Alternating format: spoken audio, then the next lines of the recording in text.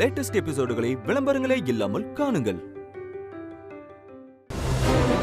நீங்க தலையெழு நின்று தண்ணி குடிச்சாலும் புருஷனை எக்ஸாம் எழுத வைக்க முடியாது.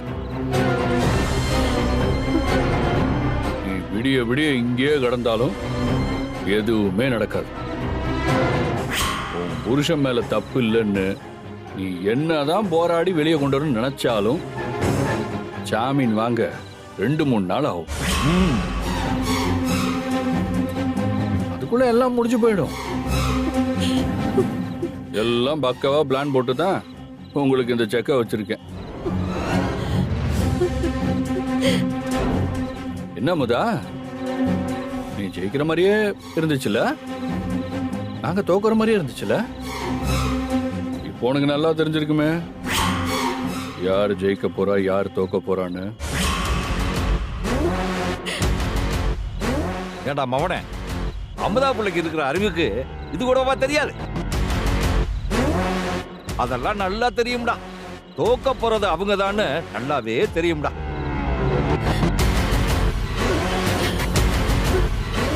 தெரியுமா, நீங்க போலீஸ் ஸ்டேஷன்ல நிக்கிறது எனக்கு ரொம்ப கஷ்டமா இருக்கு பெரியமா. நான் வேணா எனக்கு தெரிஞ்ச ஒரு நல்ல வக்கீல் அனுப்புறேன்.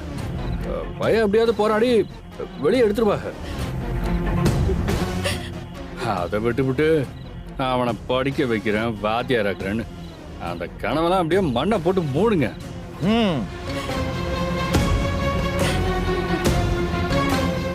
எடா வடிவேலு அண்ணா, உன் வீட்டுல நீ ஒருத்த மட்டும் தாண்டா படைக்க தெரிஞ்சவன். சரி வா, புத்திசாலி புள்ள வா. ஆண்டவா, ஐயோ ஐயோ படுவாவி பயலுங்க, இப்படி சதி பண்ணி என் மகனை மாட்டி விட்டுட்டானுங்களே. டேய் மாணிக்கம், இப்ப என்னடா பண்றது சொல்லுடா மாணிக்கம். என்ன பண்றதுன்னு ஒண்ணும் புரியலக்கா. அமுதா கண்ணு, பரீட்சை எழுதுறத எப்படியாவது தள்ளி வைக்க முடியாதாம்மா? இல்லத்த, இது காலேஜ்ல வைக்கிற பரீட்சை இல்ல, யூனிவர்சிட்டியில வைக்கிற பரீட்சை. இத மாத்த முடியாது, கட்டாயம் எழுதிதான் ஆகணும். ஏதாவது பண்ணுமா? டேய் மாணிக்கம், ஏதாவது பண்ணுடா, ஏதாவது பண்ணு. எனக்கு என்ன பண்றதுன்னே தெரியல அத்தை.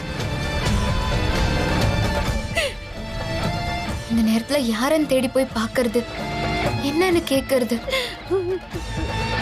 விடிஞ்சாதான் நாம ஏதாவது பண்ண முடியும். ஆனா அதுக்குள்ள எல்லாமே முடிஞ்சிரும் போல. அதுக்குள்ள பரீட்சை எல்லாம் முடிஞ்சு போயிடுமா? போச்சு, எல்லாம் முடிஞ்சு போச்சு. நாம ஆசைப்பட்டதெல்லாம் முடிஞ்சு போச்சு. நீ பட்ட கஷ்டம்லாம் வீணா போச்சு. நம்ம தலையில இதுதான் எழுதி இருக்கு போல இருக்கு. காலத்துக்கு நாம கௌரவமா வாழ முடியாது போல. ஐயோ, திரும்ப இந்த குடும்பத்தை வாத்தியார் குடும்பமா பார்க்க முடியாது. டேய் மாணிக்கம், முடியாதுடா, முடியாது. என் மனக்கோட்டை உடைஞ்சு போச்சுடா. இனிமே நான் எதுக்குடா உயிரோட வாழணும்? என்ன பேசுறீங்க நீங்க?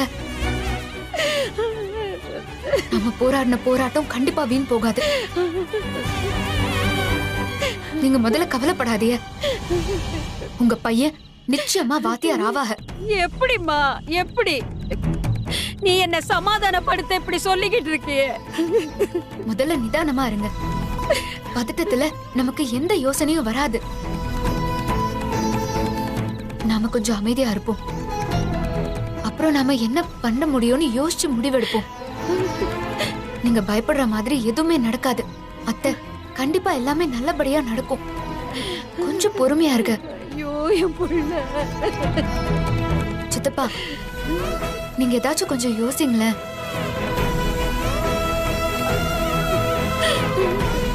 அமுதா, எனக்கு ஒரு யோசனை தோணுதுமா. சொல்லுங்க. நமக்கு எந்த பிரச்சனை வந்தாலும் கடவுள் மாதிரி முன்ன வந்து காப்பாத்துனது நம்ம செல்வா அண்ணன் தான். அவர்கிட்ட போன் அடிச்சு விஷயத்தை சொல்லு. அவருக்கு போனை போட்டு அவருக்கு போன் அடிச்சு பேசுங்களேன். விஷயத்த சொல்லாதா. நிச்சயம் அவர் நமக்கு உதவி பண்ணுவாரு. நமக்கு இருக்க ஒரே ஆப்ஷன் அவர்தான்.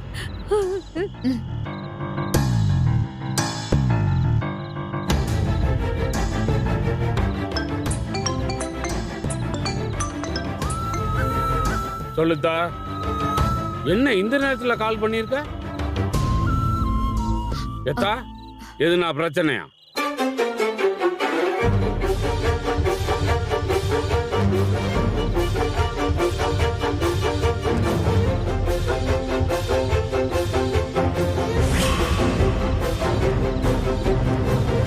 நினைச்சு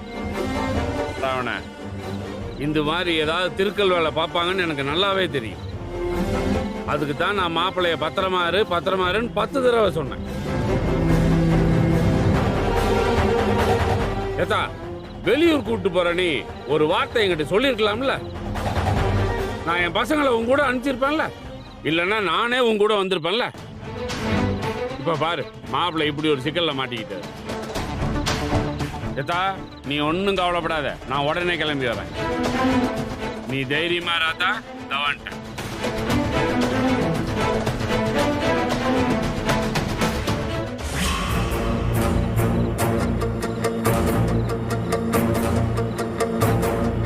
ஏமா, இன்னும் நீங்க கிளம்பலையா? எம்பிட்டு நேரம் காத்து கிடந்தாலும் ஒண்ணும் நடக்காது. வீணா காத்து கிடக்காம கிளம்புங்கம்மா.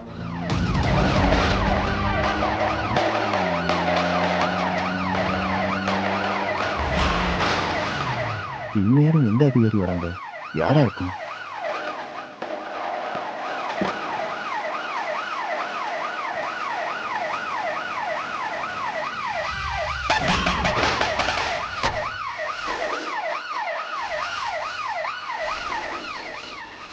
அடா, நம்ம செல்வாங்க. சார், சார் நீங்க ஓ, சட்டையில் இருக்கிற பேட்சும் ஸ்டார்ஸும் பார்த்தாத்தல superintendent of police in Sivaganga district. இன்னைக்கு தான் புதுசா சார்ஜ் எடுத்திருக்கேன். ஸ்டேஷன் ரவுண்ட்ஸ் வந்திருக்கேன். ஸ்டேஷனுக்குள்ள போய் பேசுவோமா இல்ல இங்க இருந்தே பேசுவோமா? உள்ள போலாம் சார்.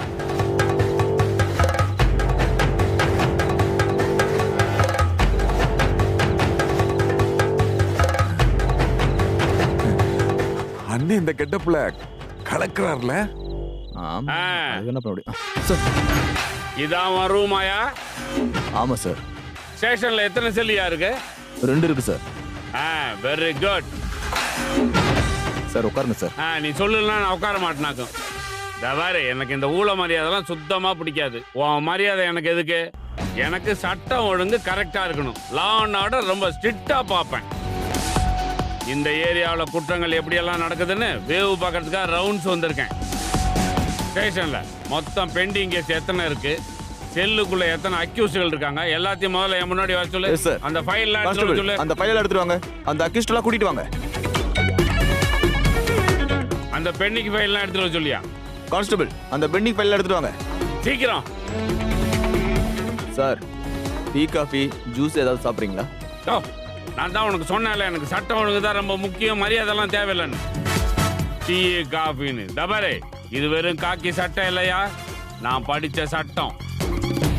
இது வெறும் ஸ்டார்ஸ் இல்ல, நான் பண்ண வாரு. சார்,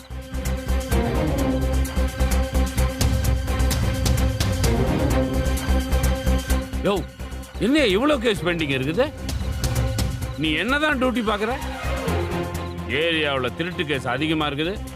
என்னையா, திருடனுக்கு ஸ்டேஷனுக்கு ஏதாவது டீலிங் வச்சிருக்கீங்களா? சார், நானும் உங்களை மாதிரி தான் சார். இது வெறும் சட்டம் இல்ல, சட்டம் சார். பஞ்சு பாடுறா.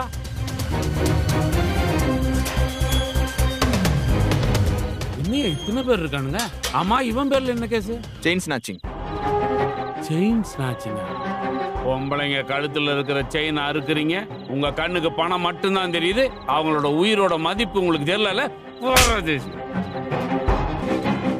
ஆமா, இவன் என்ன கேஸ்? இவன் சரக்க போட்டு கலாட்டா பண்ணான் சார். இவனெல்லாம் பார்த்தா கலாட்டா பண்ற மாதிரியா இருக்கான். இவன் கலாட்டா பண்ணிருக்க மாட்டான், உள்ள போன சரக்கு தான் பண்ணிருக்கோம். போதை தெரிஞ்சது வெளியே அனுப்பிச்சுட்டு போடா இருந்தாண்ட. நெக்ஸ்ட் இங்க வாங்கடா. இவங்க 3 பேர் பாம்பு வச்ச கேஸ் சார். இந்த வேடிக்கைமே அந்த பாமா? Yes sir. இவங்க 3 பேருக்கும் பணத்தை கொடுத்து பாம் வைக்க சொன்னது இதோ இவன் தான் சார். யார் அவன்? யோ வாயன் சைடு.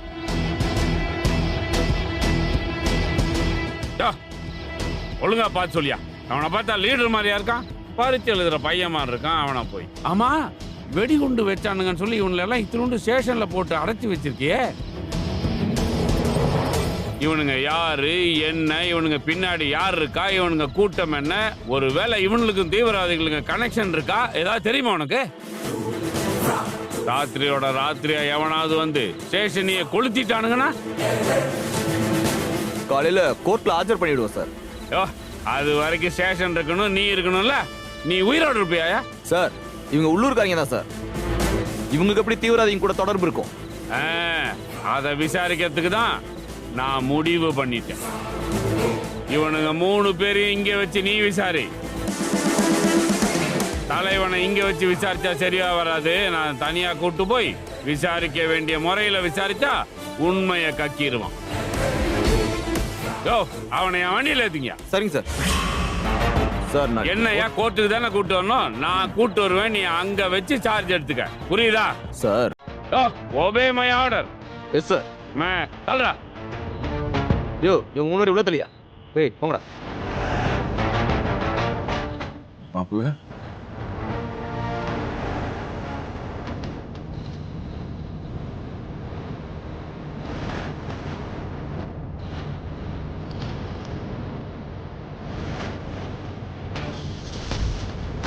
சார்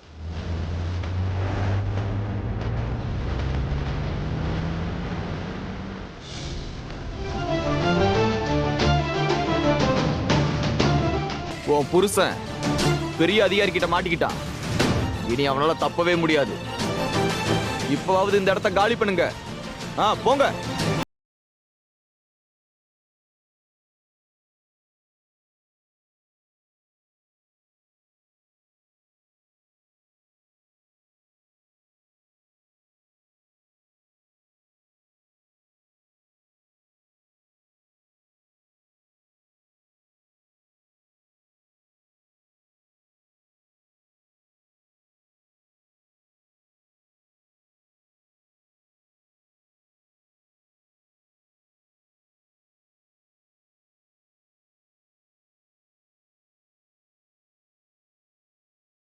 பிரச்சனை வரப்போகுது.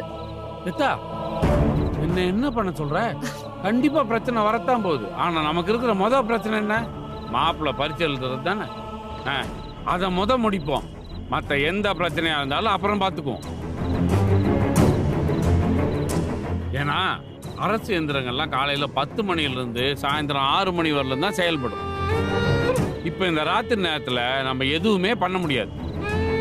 அப்புறம் விடிஞ்சா மாப்பிள்ளைய கோர்ட்ல தான் பார்க்க முடியும். அங்க யாரு பேச்சும் எடுபடாது, தெரியும்ல. சட்டமும் சாட்சியும் தான் எடுபடும். அப்புறம் மாப்பிள்ளை இவ்வளவு கஷ்டப்பட்டும் பரிச்சை எழுத முடியாம போயிடும்ல. அதுதான் வேற வழியே தெரியாம ஒரே தூக்கிட்டு வந்துட்டேன். முதல்ல மாப்பிள்ளைய பரிச்சை எழுத வைப்போம். அப்புறம் எதுவா இருந்தாலும் பரவாயில்ல, நம்மளே கோர்ட்ல போய் சரண்டர் ஆயிடுவோம். கோர்ட்டு என்ன தண்டனை கொடுக்குதோ அதை நான் ஏத்துக்கிறேன். நீ எதுக்கும் கவலைப்படாத, அப்பச்சி நான் இருக்கேன்ல. பாரு, எல்லா நேரத்திலையும் நேர்மை சரிப்பட்டு வராது. மகாபாரத யுத்தத்திலேயே கிருஷ்ண பரமாத்மா எதிரிகளை வீழ்த்துறதுக்கு சூழ்ச்சியை தான் கையாண்டாரு. நல்லதுக்காக தப்பு பண்ணா அதுக்கு பேரு தப்போ தவறோ இல்ல, ராஜதந்திரம். நம்ம படிப்புக்காக தானே இதை பண்றோம். கவலைப்படாம வீட்டுக்கு போங்க. நான் மாப்பிள்ளைய பத்திரமா என் கூட வச்சுக்கிட்டு காலையில போய் பரிச்சை எழுத வச்சுட்டு அதுக்கு பிறகு நான் கோர்ட்டுக்கு கூப்பிட்டு வரேன். சரியா? மாப்பிள்ளை வாங்க போவோம். ஐயா செந்தில், பத்திரமா இருயா. சரி. இங்க பாருங்க, பதட்டத்துல படிச்சதெல்லாம் மறந்துடாதீங்க.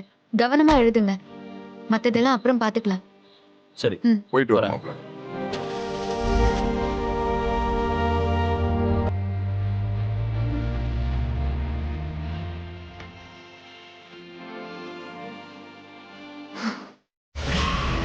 யோ என்னையா நீ யாரோ வந்தாங்க கூட அனுப்புனேன்னு ஏதோ விருதுக்கு அனுப்புற மாதிரி சொல்ற.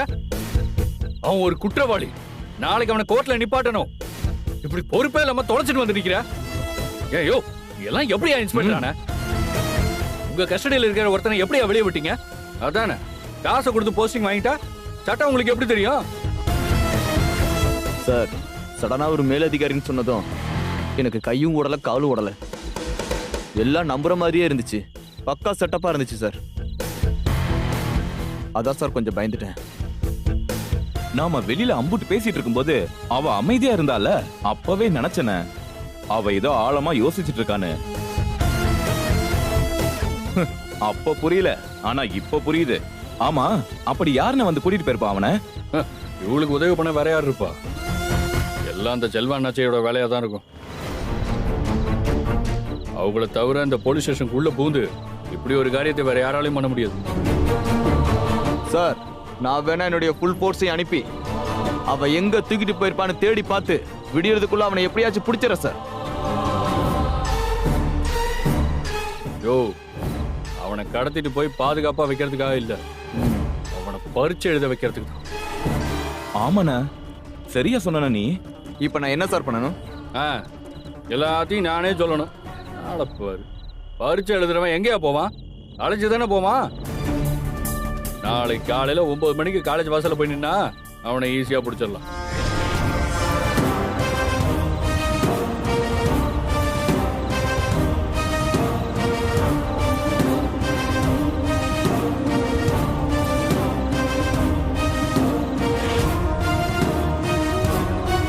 புரியுது சார்.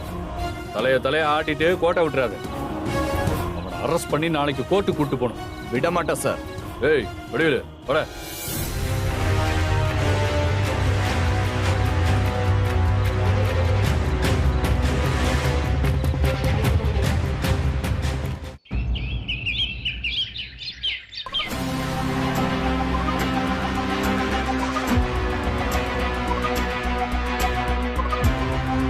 மாப்பிள மாமா நீங்க எதுக்கும் கவலைப்படாதீங்க.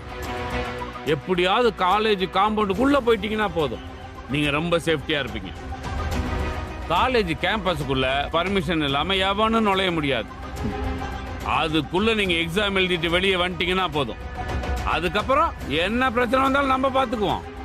சரி மாப்பிள உங்க மனசுல எந்த டென்ஷனையும் வச்சுக்காதீங்க. கவனம் முழுக்க பரீட்சையில தான் இருக்கணும். அமுதா புள்ள உங்களுக்காக ரொம்ப கஷ்டப்படுறா மாப்பிள. தயவு செஞ்சு பரீட்சையை நல்லபடியா எழுதிருக்கு, சரியா? டேய் நீ என்ன ஊர்வலமா போயிட்டு இருக்க? பரீட்சைக்கு நேரம் ஆகுதுல, விரட்டுறா.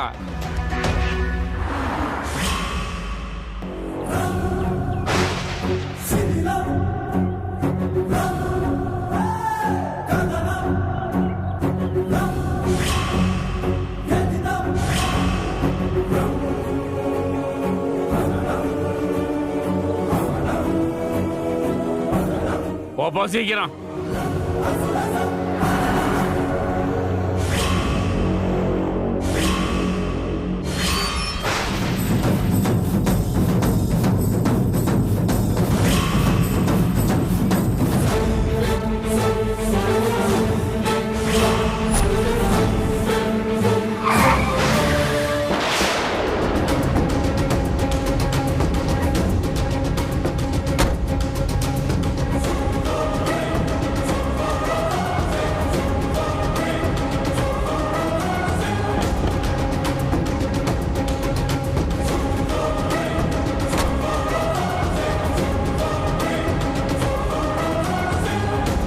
எங்களுக்கே ஆட்டம் கட்டுறீங்களா?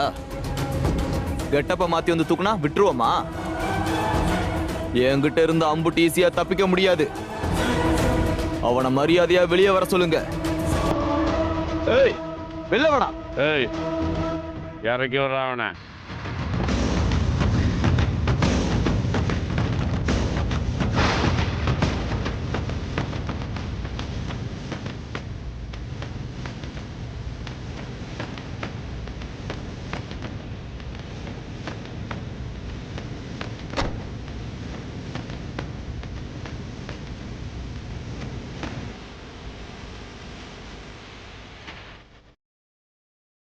பாம் வச்சது இல்லாம தப்பிச்சா போற.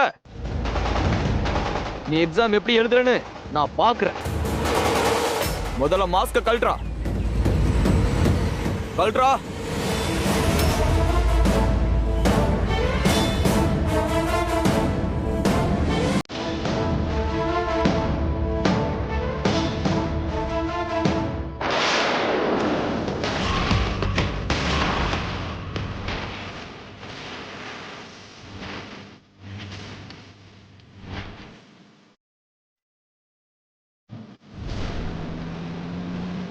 ஆப்ல வண்டி இங்கே நிறுத்துறேன். இங்கே இறங்கி காலேஜ் செவரு பின் பக்கமா போய் காம்பவுண்ட் செவரு எகிரி குதிச்சு உள்ள போயிடும்.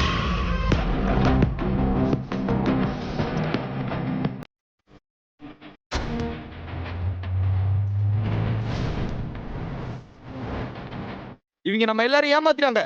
வாங்கயா.